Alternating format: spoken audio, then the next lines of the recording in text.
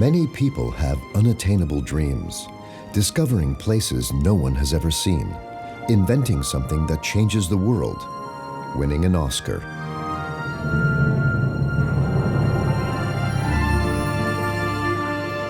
French explorer Jacques Cousteau achieved all that and more. He was a pioneer in many areas, especially underwater. His life and films inspired millions of people.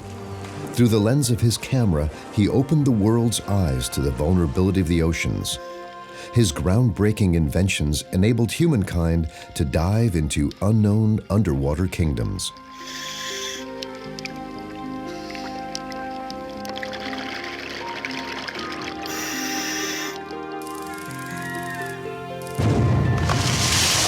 But much of what he did was also controversial. It took him years to realize that human activity can destroy the ocean. Nowadays, Jacques Cousteau's legacy is fading from memory. What remains of his life's work? What do the places featured in his famous films look like now? Combining historical and new footage, today we unearth the undersea world of Jacques Cousteau.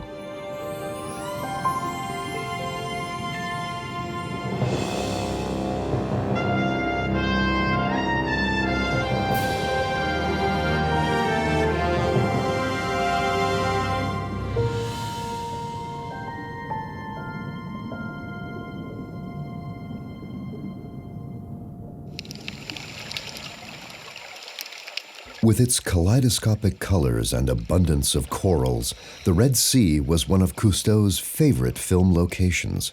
He spent many months here in the 1950s and 60s aboard his famed ship, the Calypso.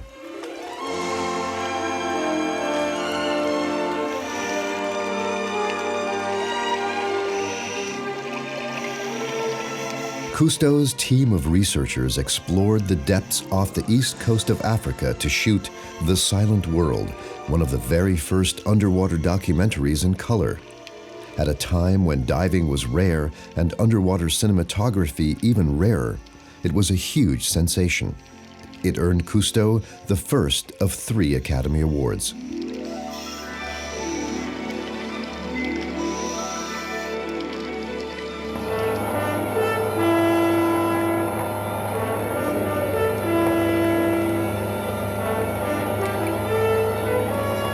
Images like these had never been seen before. Cousteau opened audiences' eyes to a perfectly unspoiled paradise.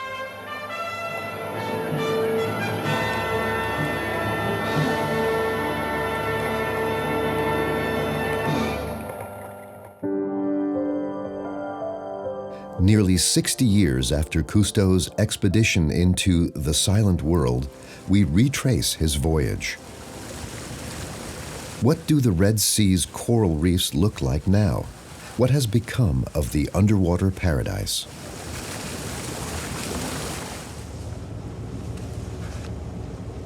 Our first port of call is a coral reef called Sha'ab Rumi.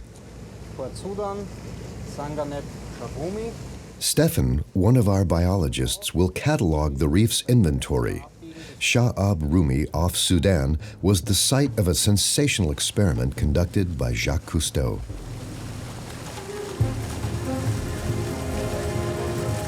Entering the atoll requires utmost concentration.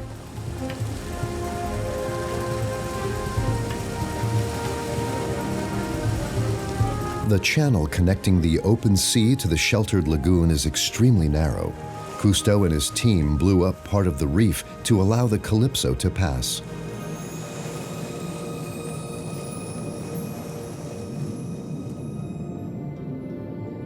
"10 meters beneath the surface, there's a magnificent garden of soft corals.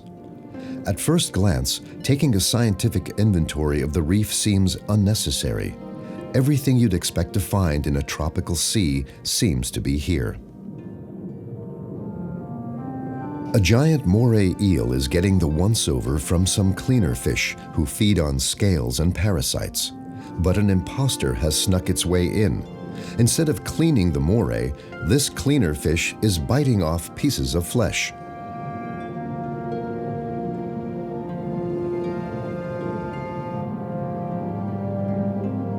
There's even more trouble ahead. A sizable grouper makes itself at home in the moray's hideout. Meetings like these can often spell trouble. The eel thinks this is too close for comfort and takes off.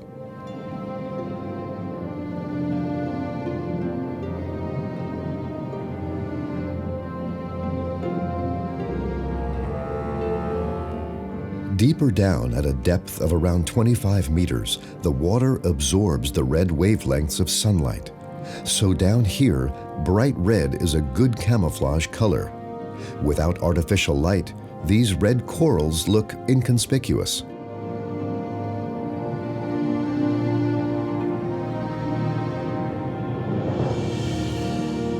Shah Ab Rumi's deeper southern plateau is the realm of larger shoaling fish. These black-spotted rubberlips spent the night hunting for snails, crustaceans, and other invertebrates. They'd probably like to rest, but some nearby groupers are making them anxious. If they're hungry, they might forget that rubberlips are usually too big a snack for them.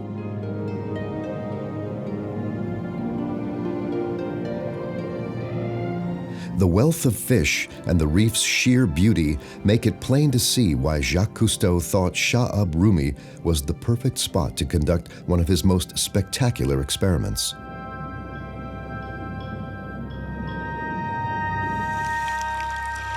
He fulfilled one of his greatest dreams here in the early 1960s.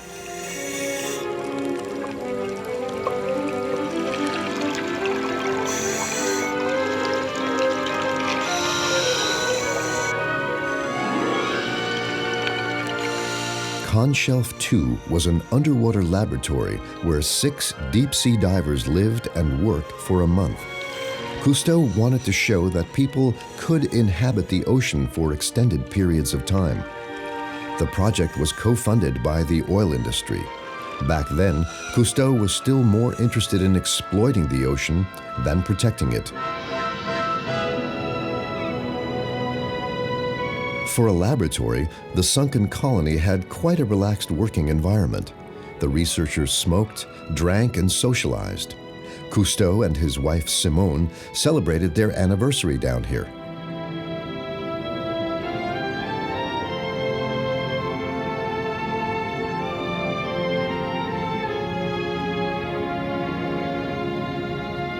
Some of the ruins from Cousteau's deep-sea complex still remain.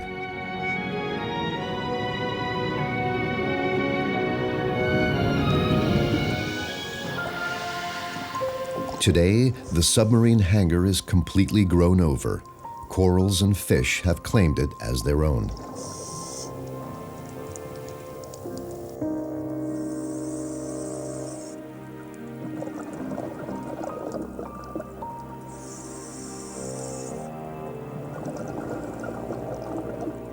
Under the watchful gaze of hawkfish, the steel construction has gradually transformed into a coral reef.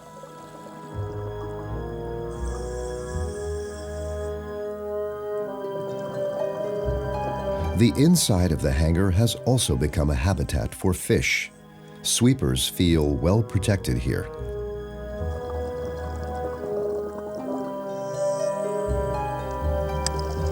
The construction used to be filled with compressed air.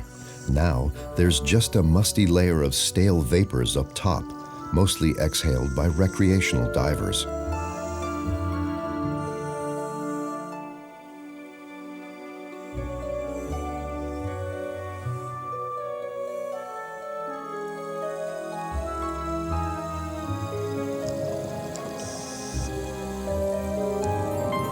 The garage is the biggest building left over from Cousteau's undersea suburb. Close by, you can make out what's left of a shelter for underwater scooters.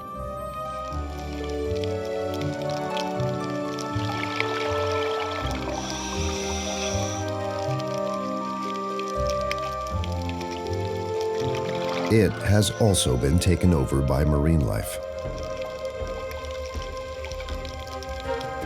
At first glance, the elaborate setting where Cousteau shot his film World Without Sun appears to be in good shape, as if untouched and in its original state.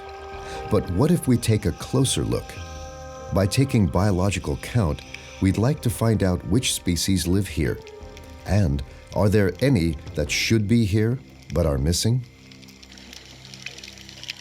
Back in the 1950s, Cousteau also wanted to make a census of the marine life here. The methods he used were typical for the time, but seem very drastic now.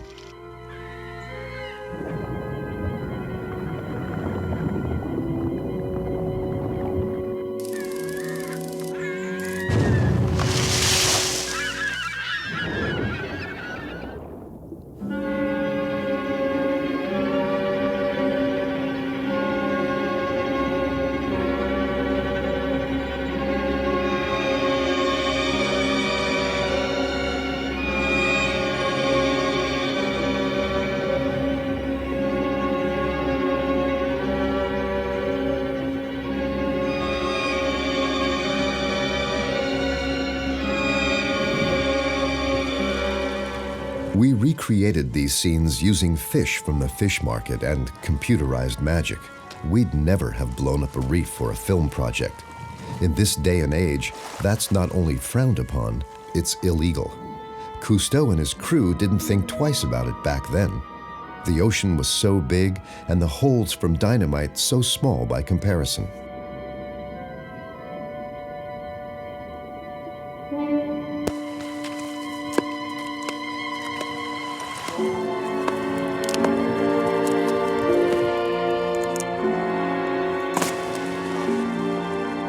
"60 years on, scientific methods to determine the reef's quality are much more refined.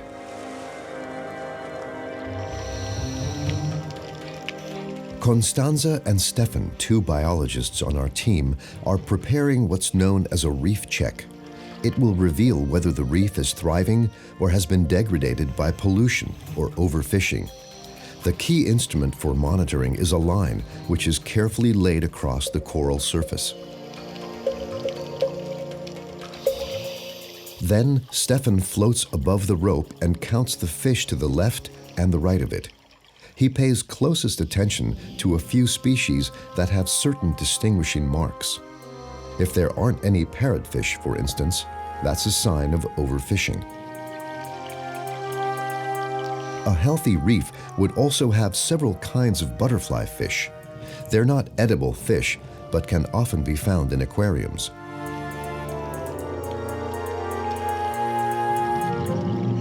Fish are only one part of the reef's ecosystem. Stefan also takes stock of the invertebrate animals and, of course, corals.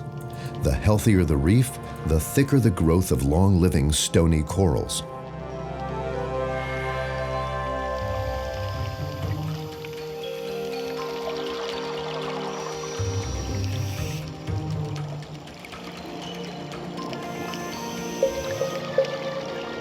The results of the reef check are sobering. At first glance, the wealth of sea life is breathtaking, but many species are missing.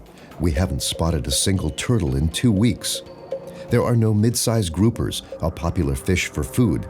There are fewer butterfly fish here than elsewhere in the Red Sea.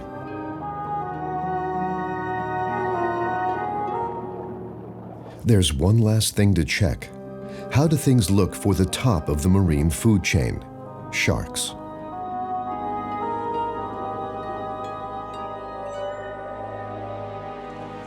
The evening before our shark dive at Shah Ab Rumi.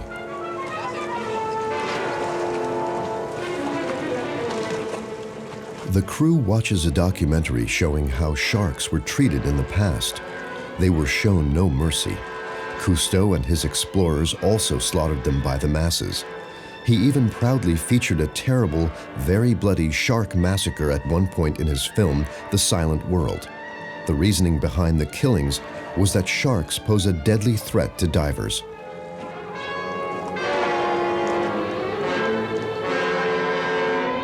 Now, such meaningless cruelty is met with horror. 60 years ago, people were convinced they were doing good.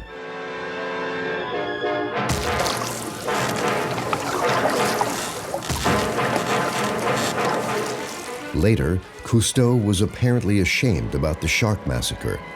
Even in his books about sharks, there's no mention about his own wrongdoings. 1, 2, 3.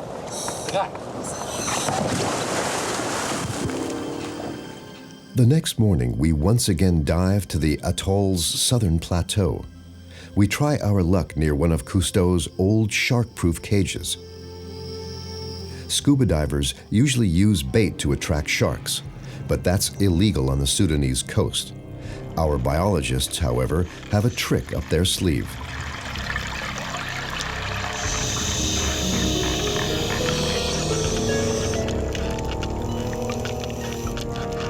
No one knows why, but some sharks are drawn to the sound of squeaking plastic bottles. Gray reef sharks approach, each about 3 meters long.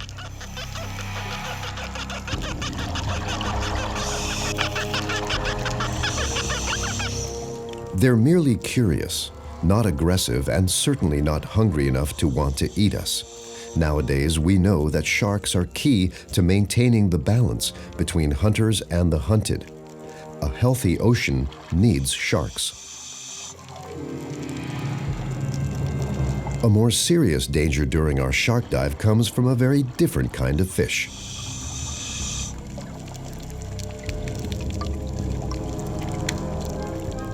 This fellow evidently feels disturbed by the camera operator. Angry Titan triggerfish can easily bite off a diver's ear, a prickly situation.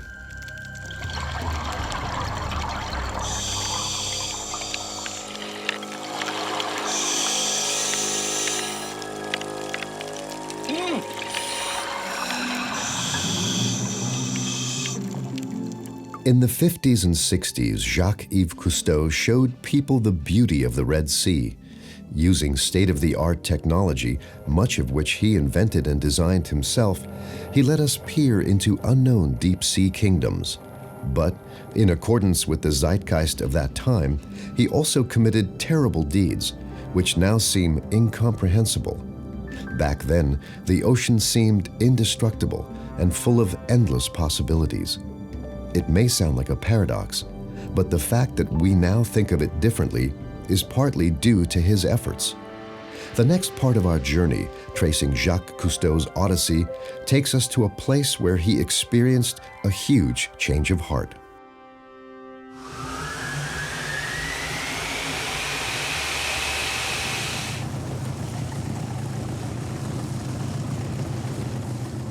Another continent, another sea. We're departing the port of Marseille in southern France, just like Cousteau did with his friends 70 years ago. As a young man, he undertook his first attempts at underwater diving in the Mediterranean. In fact, it was here that he invented modern scuba diving.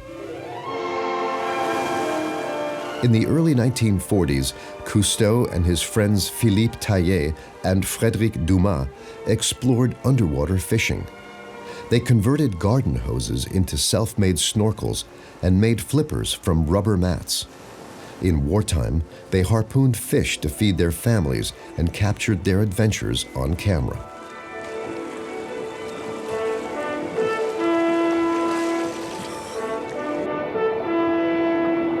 Largely unnoticed by the public, a technological revolution was born on the Côte d'Azur.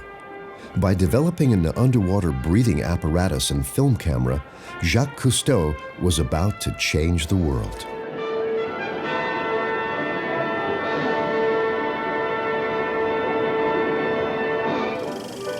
Underwater cinematography had already captivated audiences.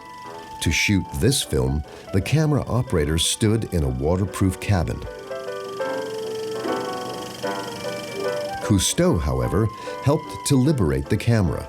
By making its container waterproof, audiences got a fisheye view of divers, fish, and shipwrecks for the very first time.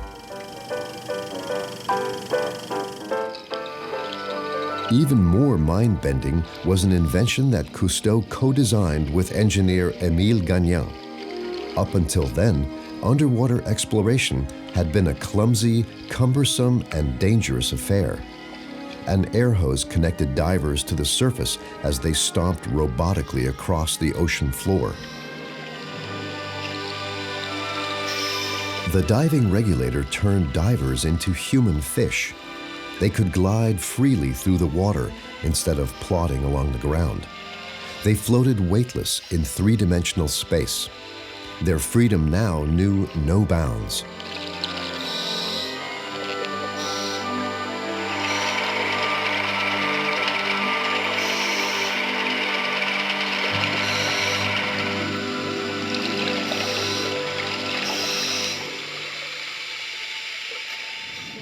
Cousteau was particularly fascinated by shipwrecks. Plundering them was the source of his first successful films.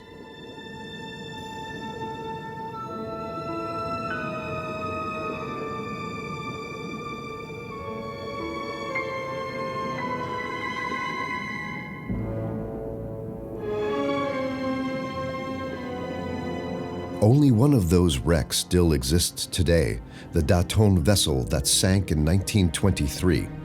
Not a trace is left of the other shipwrecks after being plundered by divers, dismantled by scrap collectors, or simply dissolved by the salt water of the sea. Divers who visit the Daton now still find the same ghostly atmosphere that attracted Cousteau and his friends. But over the decades, the sea has transformed.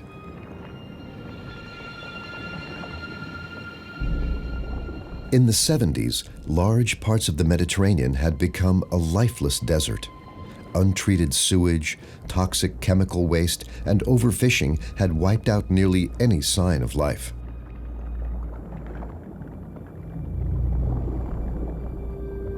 Cousteau was shocked by what he saw. Within just a few decades, the Mediterranean had lost so much. The sea of his youth had been destroyed. This stunning realization turned him into a radical conservationist. From that moment on, he fought against environmental degradation.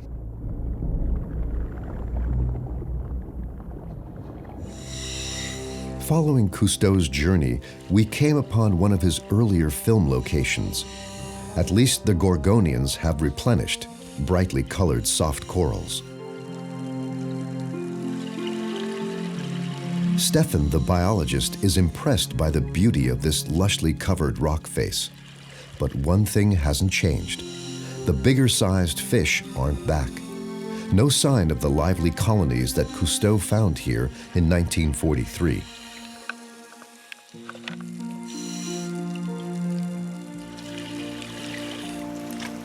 But the Mediterranean that he knew from his initial diving experiments 70 years ago is still here.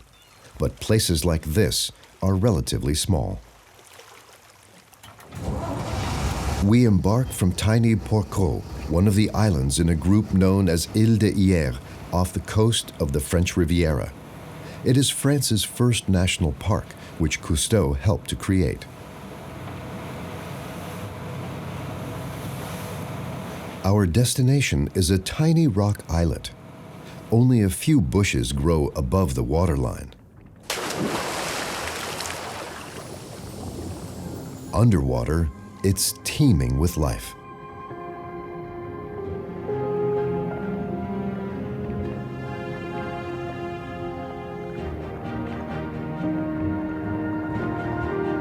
Shady rock faces are densely covered with yellow stony coral.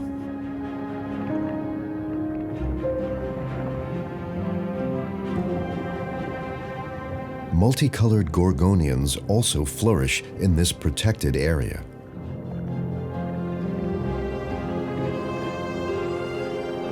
Common fish like this sea bream can be found all across the Mediterranean. But here in the national park, fishing isn't permitted, so it can reach its full size. Like this young white sea bream that will one day grow to half a meter.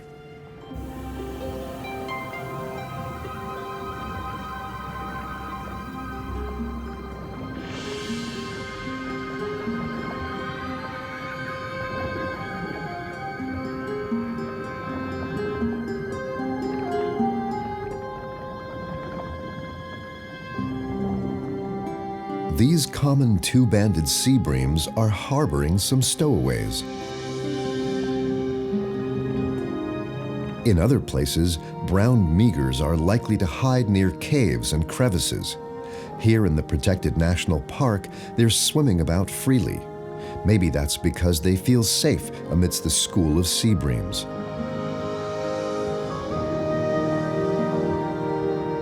But the big attraction here is of a different caliber.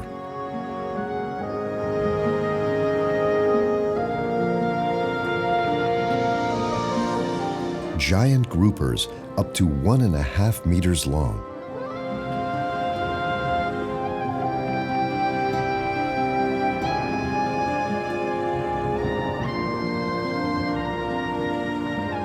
The Mediterranean should be full of them, but in practical terms, they're now only found in protected marine areas or at unachievable depths.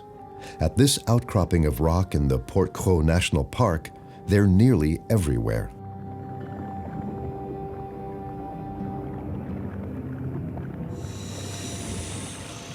It's no surprise that the park is one of the most popular diving spots in France. Some days, up to 200 divers come here to get a feel for the past.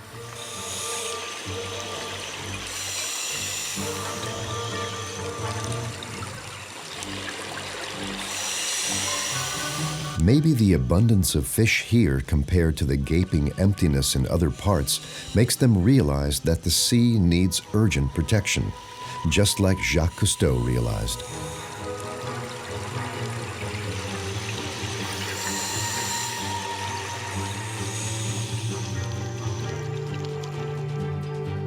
Peering into an intact Mediterranean serves as a reminder of what turned Cousteau into a strong advocate of conservation. Like in so many other areas, he accomplished huge victories in the defense of nature. Astounding success stories, even by today's standards. One of those stories takes us to the United States. In 1973, Cousteau was shooting a film in Florida. An article in a magazine had drawn his attention to a very special type of animal. Huge, quiet creatures around 4 meters in length that lived in the sea and in rivers throughout Florida. Still, in the early 70s, people knew extremely little about them, or that they even existed.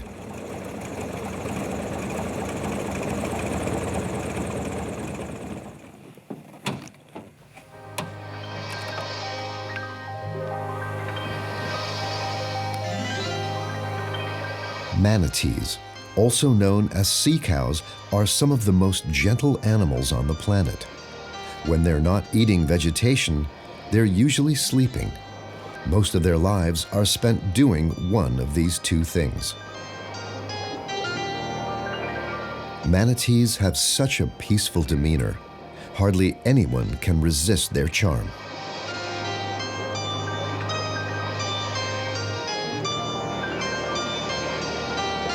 It wasn't until Cousteau released a film called The Forgotten Mermaids that people began to fathom the natural treasure living right below the surface. Soon after, conservation and research projects started up. The fact that we now know a great deal about these endangered animals and how to best protect them is also a part of Cousteau's legacy. Every winter, the water temperature in the Gulf of Mexico drops below 23 degrees Celsius. That means inland rivers are warmer than the coastal waters. They offer refuge to the aquatic animals, who are especially susceptible to the cold. The manatees migrate inland to warmer waters. This mother animal is in a particular hurry to guide her offspring through the cloudy coastal water. A sudden cold snap took them off guard, and it's still a long way to their natural source of warmth.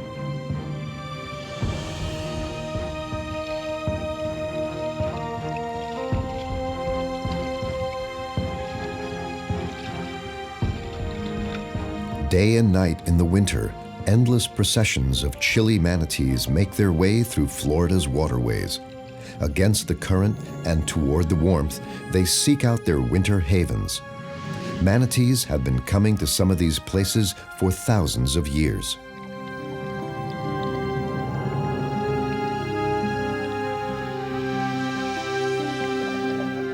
The water bubbling from the natural springs is 23 degrees all year round. In the spring, summer, and fall, it's relatively quiet here, until the winter guests move in. Thanks to their sensitive skin and whiskers, the mother and her baby have found one of the natural springs in Florida's Crystal River. Exposure to cold is deadly for manatees. It eats through their bodies like frostburn. More than 100 manatees have come here for their winter getaway. The journey behind them was long and tough, always swimming against the current. Exhausted, they settle down in the life-saving warmth.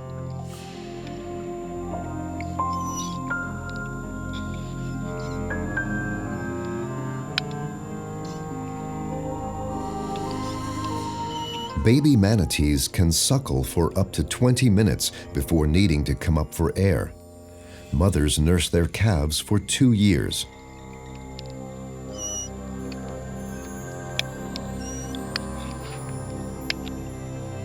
For his documentary about manatees, The Forgotten Mermaids, Cousteau filmed right here at Three Sisters Springs. In the early 70s, much of the natural environment around Crystal River was still unspoiled wilderness. People had very little knowledge about these pleasant, lumbering aquatic mammals, not even the people who lived nearby. Cousteau charted the manatee's natural habitat by helicopter.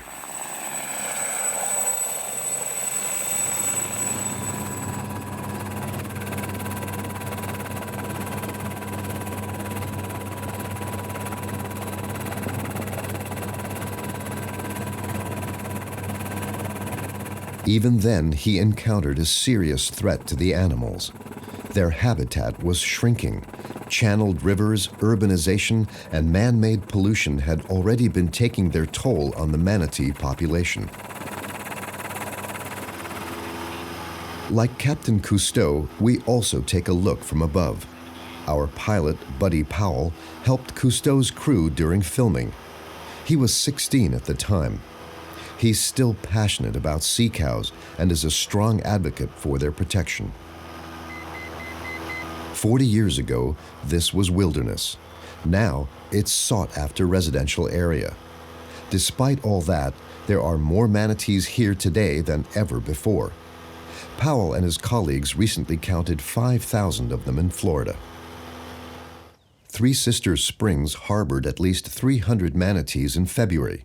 Here they can rest undisturbed. Special areas have been reserved just for them. Swimmers and snorkelers have to stay out.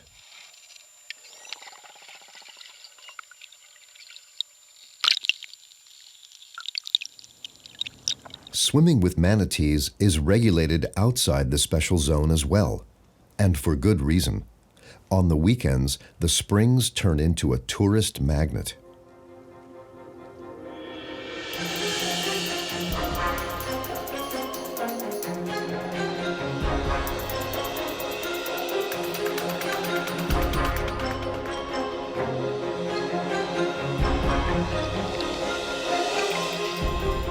Thousands of manatee fans flock to Crystal River every year. Not all of them behave well, walking, grabbing, and crowding around the animals. The cute baby manatees are a particular draw.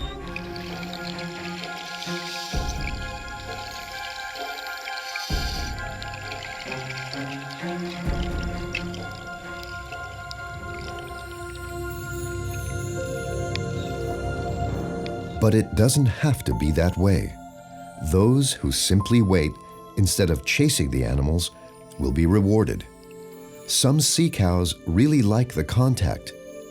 Then it can come to incredible encounters, unforgettable to man, maybe even to manatees.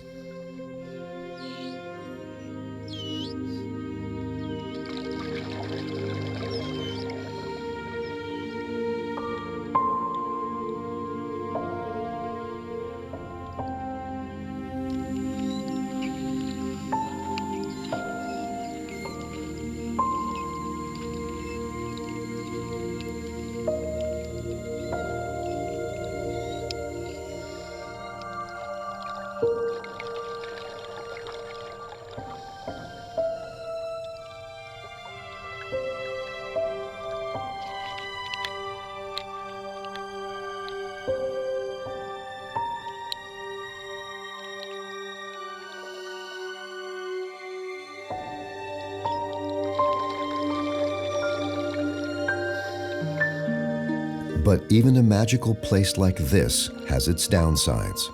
The spring is a source of warmth, but the food is scarce.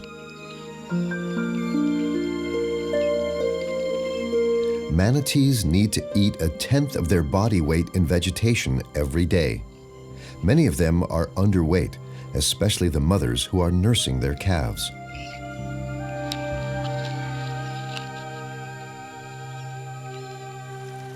Some of them are forced to leave the warm springs in search of food in the cold river. It's a cruel choice between starving or freezing. As the winter wears on, mealtimes become even more meager. Too little to thrive, just enough to barely survive.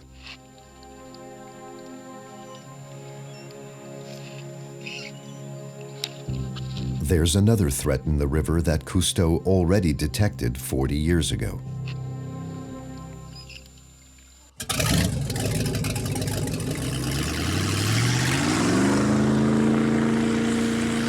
Heavy boat traffic claims the lives of many manatees every year.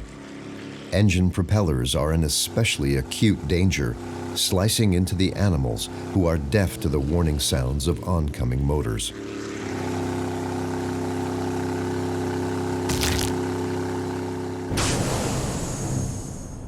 Most surviving manatees bear the scars of violent impact with propellers.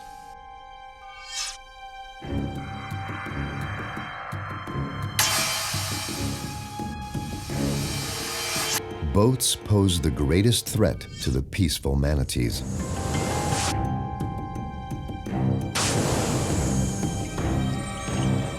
While shooting footage for this film, we notice a manatee baby with fresh scars.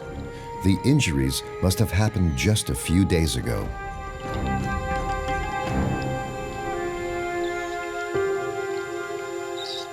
There was no way of knowing we'd be the witness of a sad scene of farewell.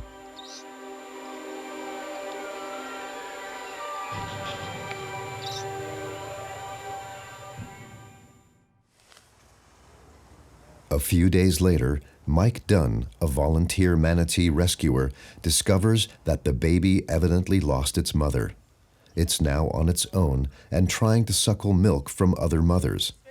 Experts from the Fish and Wildlife Service, who call the baby animal Hamilton, decide that he needs to be taken to a clinic before he dies of starvation.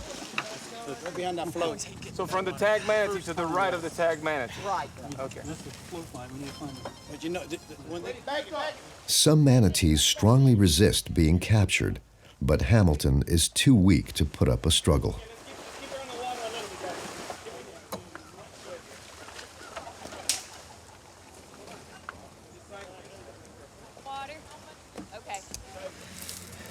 The rescuers see that Hamilton's injuries require immediate treatment, and they don't even know yet whether the boat accident caused any internal damage. Yeah, the other manatees were bolting. Yeah. Time is of the essence. Hamilton is wrapped up in a thermal blanket and taken away in a manatee ambulance. It'll take 2 years to nurse him back to health. When he's fully recovered, he'll be brought back to the wild and set free, right here at Three Sisters Springs.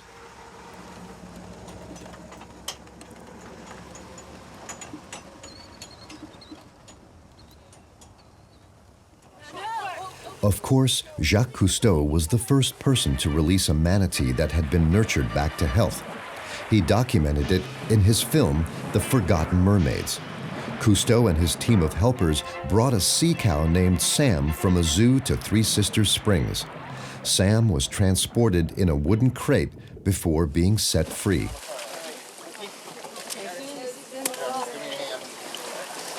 No one has seen Sam ever since. Maybe the former film star still lives somewhere in the region.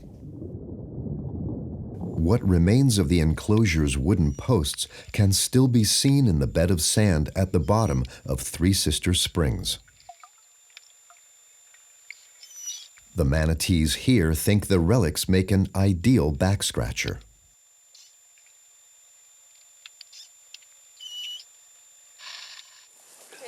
now, as then, this spot is used to release manatees back into nature. Following Cousteau's film, state authorities bought large amounts of land and turned it into a manatee sanctuary. The documentary inspired many people to become active in the study and protection of Florida manatees.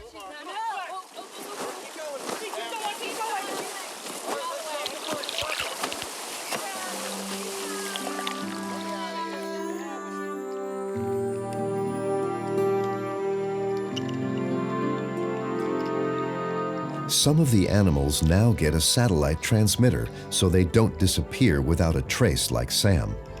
Knowing more about manatees' whereabouts helps people to better protect them. If Cousteau hadn't shown people in Florida these beautiful creatures and the problems they encounter from human interference, they might have had no chance at survival. Thanks to him and his documentary, the manatee population now numbers around 5,000.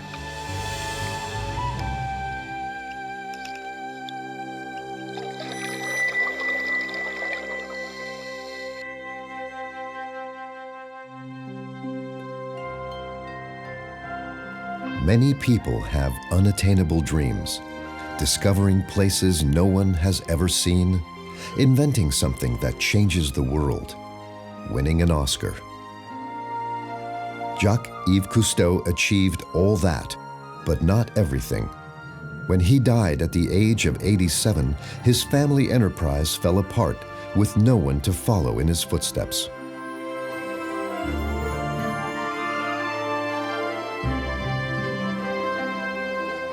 Yet what remains is much more than the memory of an extraordinary man and his unparalleled career. With every diver who descends into the silent world, with every researcher who charts the undersea world, it lives on. The legacy of Jacques-Yves Cousteau.